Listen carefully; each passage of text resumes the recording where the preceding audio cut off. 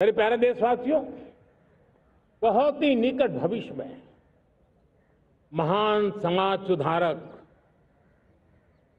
महात्मा ज्योतिबा फुले जी की 200वीं जयंती आ रही है।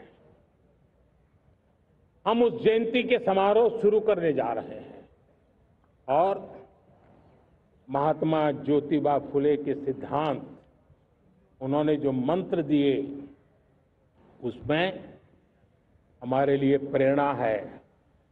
पिछड़े को प्राथमिकता, पिछड़े को प्राथमिकता देते हुए हम परिवर्तन की ऊंचाइयों को प्राप्त करना चाहते हैं।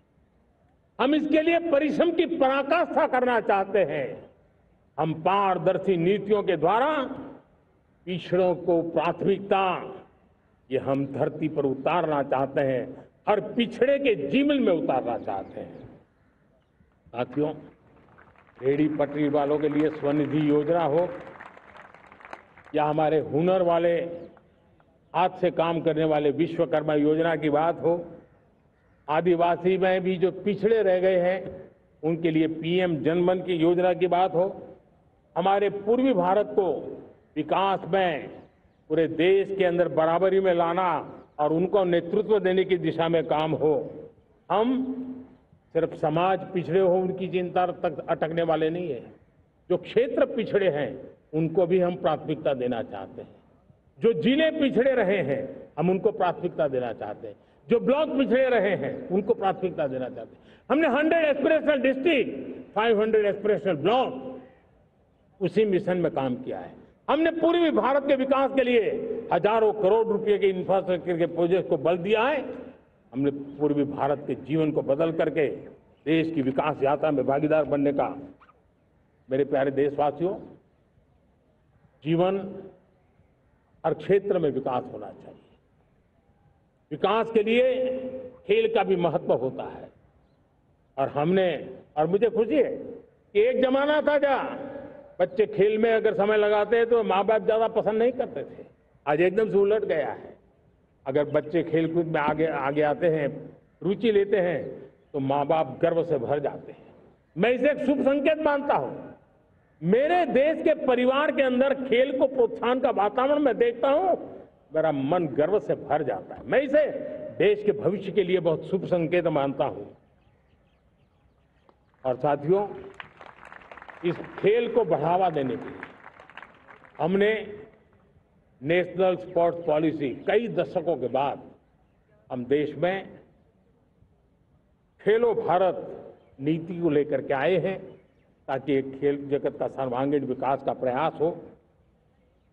स्कूल से लेकर के ओलंपिक तक हम एक पूरा इकोसिस्टम डेवलप करना चाहते हैं, चाहे कोचिंग की व्यवस्था हो, फिटनेस की बात हो, खेल के मैदान हो, खेल की व्यवस्थाएं हो, खेल के लिए आवश्यक साधन हो, लघु उद्योगों को भी खेल के साधन बनाने में मदद करने की बात हो। यानी एक प्रकार से पूरा इकोसिस्टम हम दूर दराज के बच्चों तक पहुंचाना चाहते हैं। लेकिन साथियों, जब मैं फिटनेस की बात करता हूं, जब मैं खेलकूद की बात करता हूं, तब मैं एक चिंता भी आपके सामने रखना चाहता हूं। हमारे देश के हर परिवार को चिंता करनी चाहिए। मोटापा हमारे देश के लिए बहुत बड़ा संकट बनता जा रहा है। आने वाले वर्षों में लोग, जो पंडित लोग हैं वो कहते हैं, जो जानकार लोग कहते हैं, हर तीसरे व्यक्ति में एक व्यक्ति मोटापे का शिकार होगा। हमें मोटापे से बचना है, ओबेसिटी से बचना है। और इसलिए मैंने बाकी सब करना पड़ेगा, लेकिन एक छोटा सा सुझाव दिया था कि परिवार तय करे कि जब खाने का तेल घर में आएगा 10% कम ही आएगा और 10% कम ही उपयोग करेंगे, और हम ओबेसिटी के खिलाफ लड़ाई को जीतने की दिशा में हम अपना योगदान देंगे।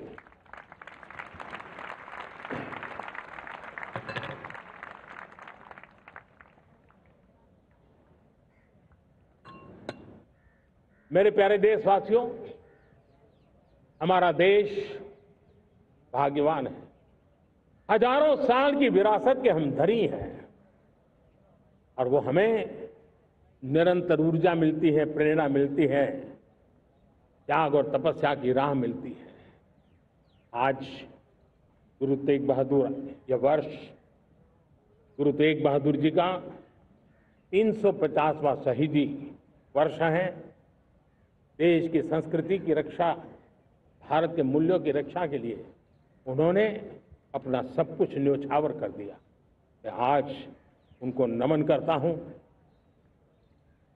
साथियों, हमारी संस्कृति की ताकत हमारी विविधता है। हम विविधता को सेलिब्रेट करना चाहते हैं। हम विविधता को सेलिब्रेट करने की आदत बनाना चाहते हैं। यह हमारा गौरव है। यह हमारा भारत माँ का यह बगीचा कितने विविध प्रकार के फूलों से सजा हुआ है, कितनी विविधताएं हैं। ये विविधता हमारे लिए एक बहुत बड़ा, हमारी विरासत है, बहुत बड़ा गौरव है। हमने प्रयागराज के महाकुंभ में देखा भारत की विविधता को कैसे जिया जाता है। एक स्थान पर करोड़ों लोग, एक ही भाव, एक ही प्राण, एक ही प्रयास, दुनिया के लिए बहुत बड़ा अजूबा है। महाकुंभ की वो सफलता भारत की एकता की, भारत के सामर्थ्य की दुहाई देती है। साथियों, हमारा देश भाषाओं की विविधता से बहुत ही भरा हुआ है, पुलकित है। और इसीलिए हमने मराठी, असमिया, बांग्ला, पाली, प्राकृत को क्लासिकल लैंग्वेज का दर्जा दिया है। और मेरा मत है, हमारी भाषाएं जितनी विकसित होगी, हमारी सभी भाषाएं जितनी समृद्ध होगी, हमारे नॉलेज के सिस्टम को भी उतना ही बल मिलने वाला है।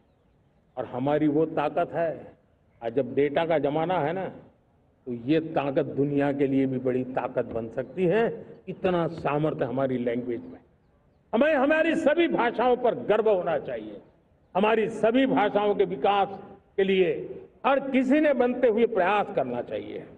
साथियों, पांडुलिपि में हमारे ज्ञान के भंडार पड़े हैं, लेकिन उसके प्रति उदासीनता रही है।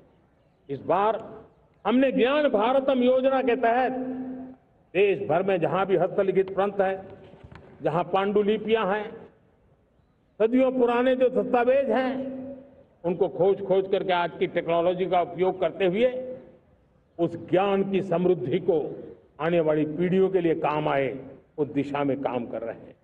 मेरे प्यारे देशवासियों, हमारा स्पष्ट मत है, यह देश सिर्फ सरकारें नहीं बनाती है, ये देश राज सत्ता पर विराजमान लोग ही नहीं बनाते हैं, ये देश शासन की धुरा संभालने वाले नहीं बनाते हैं। ये देश बनता है कोटि कोटि जनों के पुरुषार्थ से, ऋषियों के, मुनियों से, वैज्ञानिकों के, शिक्षकों के, किसानों के, जवानों के, सेना के, मजदूरों के, हर किसी के प्रयास से देश बनता है। हर किसी का योगदान होता है, व्यक्ति का भी होता है, संस्थाओं का भी होता है। आज मैं बहुत गर्व के साथ एक बात का जिक्र करना चाहता हूं। आज से 100 साल पहले एक संगठन का जन्म हुआ, राष्ट्रीय स्वयंसेवक संघ।